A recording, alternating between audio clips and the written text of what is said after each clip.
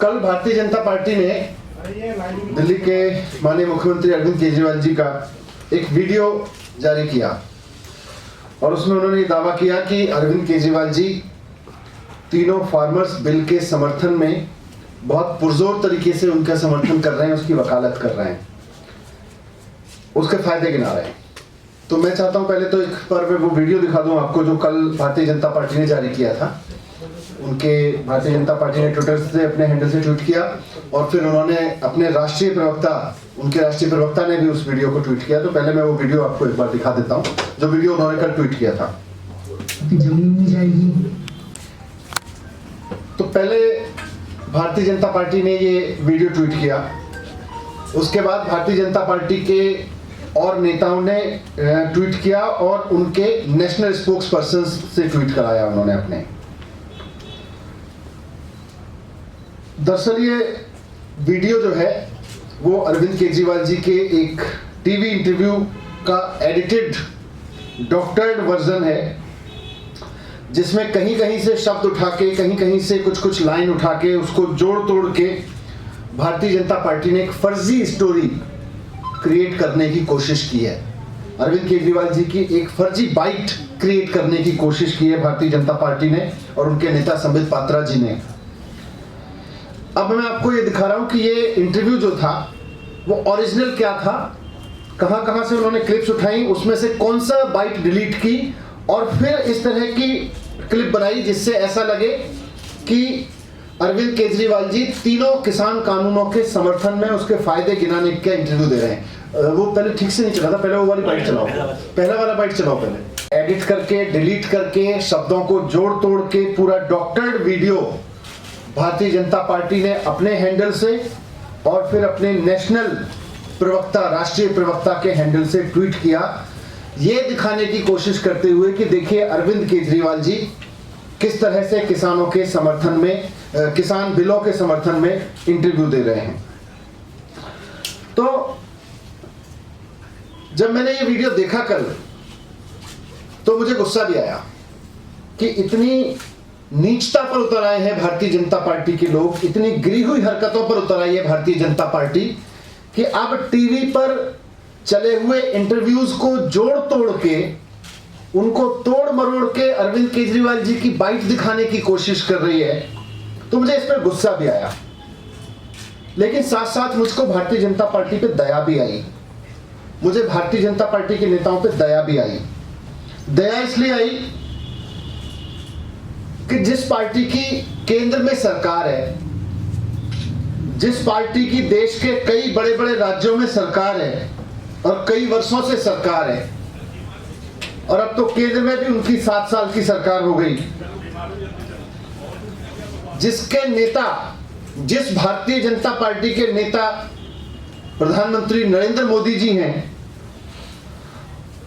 वो पार्टी इतनी बेचारी हो गई कि उसको अपने कृषि कानूनों की विश्वसनीयता कायम करने के लिए अरविंद केजरीवाल जी की बाइट को तोड़ मरोड़ के चलाने की जरूरत पड़ गई।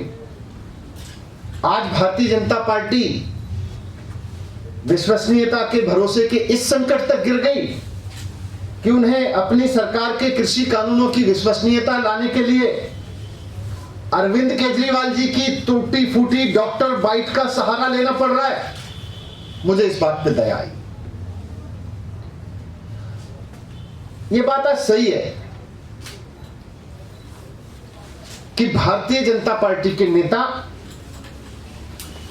उनके सत्ता में होने के बावजूद, केंद्र में सत्ता में होने के बावजूद और उनके राज्यों में सत्ता होने के बावजूद आज बेचारे महसूस कर रहे हैं, आज असहाय महसूस कर रहे हैं, क्योंकि उनकी जनता में जो स्थिति हो गई है, आज हालात ये है कि भारतीय जनता पार्टी के नेताओं पे जनता भरोसा नहीं कर रही है, भारतीय जनता पार्टी के मुख्यमंत्रियों पे जनता भरोसा नहीं कर रही है।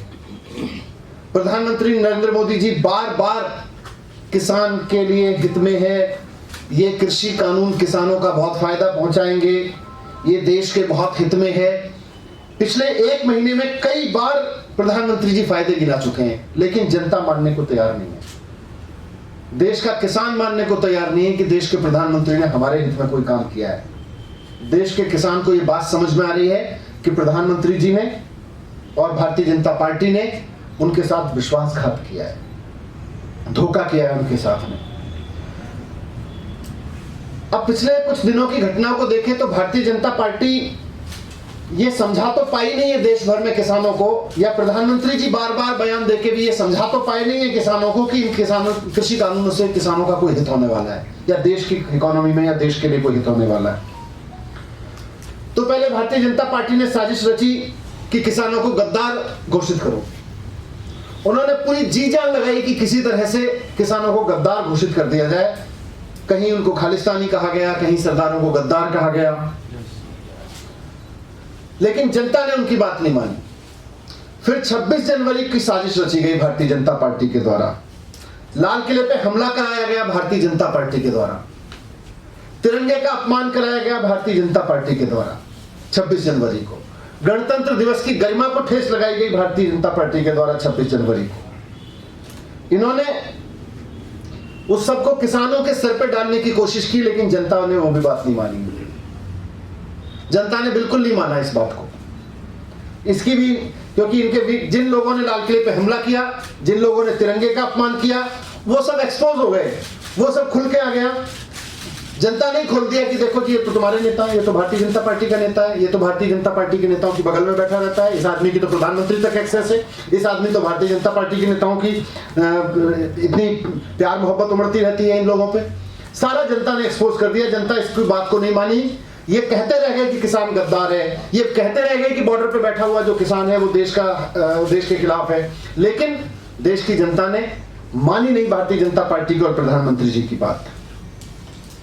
इन्होंने गाजीपुर बॉर्डर पर बैठे पश्चिमी उत्तर प्रदेश के नेताओं के ऊपर, किसानों के ऊपर हमले करवाए 3-4 दिन पहले। इन्होंने भारतीय जनता पार्टी के गुंडे भेज के वहां पे चौधरी टिकैत के ऊपर हमला करवाया, वहां बैठे और किसान नेताओं के ऊपर हमले करवाए, किसानों के ऊपर हमले करवाए।